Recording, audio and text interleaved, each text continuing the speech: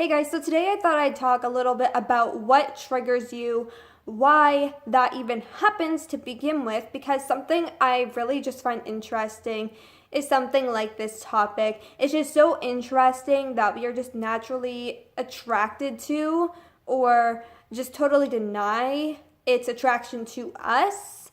And that just really inspires me and strikes my interest. And it's something that I didn't understand when I wish I did, because it definitely helps break it down to what you really need to work on in your daily life, rather than just understanding that something traumatic, might have happened to you in the past, or that something just naturally triggers you. Obviously, it's for some sort of reason, and you need to understand why that is. And apart from the situation, understand why it haunts you. Does it make you feel insecure, depressed? What is it? There's always a message to something that strikes us, whether it's good or bad striking us, whether it's traumatizing and triggering in a bad way, or we're literally attracted to it energetically and just totally interested in it, whatever. It just strikes our interest. And if, again, not striking your interest, it might, leave a bit of a bruise on your heart or something, it might really affect your mentality in either a good or bad way. Either one, it doesn't really matter, because at the end of the day, these things are always so important to us to understand, because it's going to help you get better and shape your own reality, your own life. Take back your control over yourself, your mentality, and your life of your desires.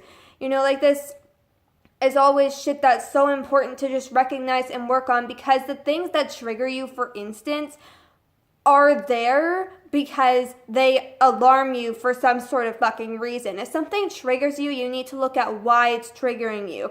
For instance, some people get triggered by the amount of times that I might swear in a video, but that's just their perspective. To me, swears are just words, and I don't really have a meaning for them. It just kind of happens, and it's something that it's just a part of me. It's not something that's a part of them. I'm the one making the videos, I'm the one making the content. This is about me. This is who I am, and whoever chooses to watch and enjoy these videos, that's all up to those people. If you don't like the fact that somebody swears, that's up to you. And this is just an example, that I thought of when I was going through things like inspirational talks that I've had with people that really help me when I'm struggling to think of main channel ideas, because this is what my main channel is all about, is helping people, motivating people, encouraging people, helping people find purpose, and, just feel better in general. And again, this is stuff that I didn't even know when I wish I did, because it would have helped me a lot more. And it's definitely shit that's beneficial. But, again, swear words, for example, it might trigger you, but not trigger other people.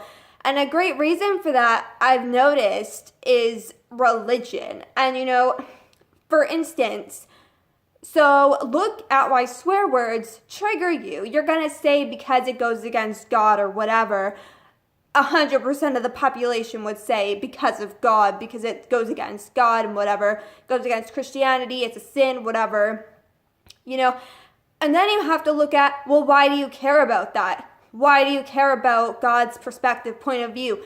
And you're going to say, because he is my father, or he is my leader, he is my angel, whatever, something like that.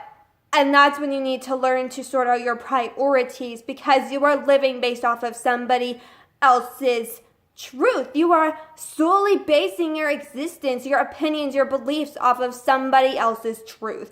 It's not your own. So that's something that you need to work on, is living and expressing things throughout your own truth. Now, you might share the same truth, but you don't know that for sure, because you've solely based it off of a book or someone else's perspective for your entire life. You haven't even discovered your own soul or your own purpose. It's something that you need to look into. And that's just, again, another example. You have to deeply seek why whatever it is triggering you. That's the only way you're going to ever get rid of it, is by understanding why it triggers you. It might make you depressed, scared, insecure, and then look at what you can do about that. right? Because there's always something you can do about that. Work on your self-confidence, work on encouraging yourself, whatever it may be. Work on thinking about what you're grateful for in your life. And if there's nothing that you can think of yet, create things that will make you feel happy in your life. Stop sitting there and just depressing about everything, because it's not going to help you feel better at the end of the day. It's okay to get knocked down sometimes, but don't stay there. So many people just stay there in that same spot, and I've made videos about this before. Do not sit in the transition stage, and a lot of people, they sit in the transition stage, and that's why so many people get so depressed all the time and end up being miserable for a great chunk, if not all of their entire lives. Is because they sit in the transition stage. What happens is when you try to manifest something and you want to change your life, you want to be happy, whatever, you enter a transition stage. And if you are not willing to make a change and transition, including making the efforts yourself, it's not going to shift much faster.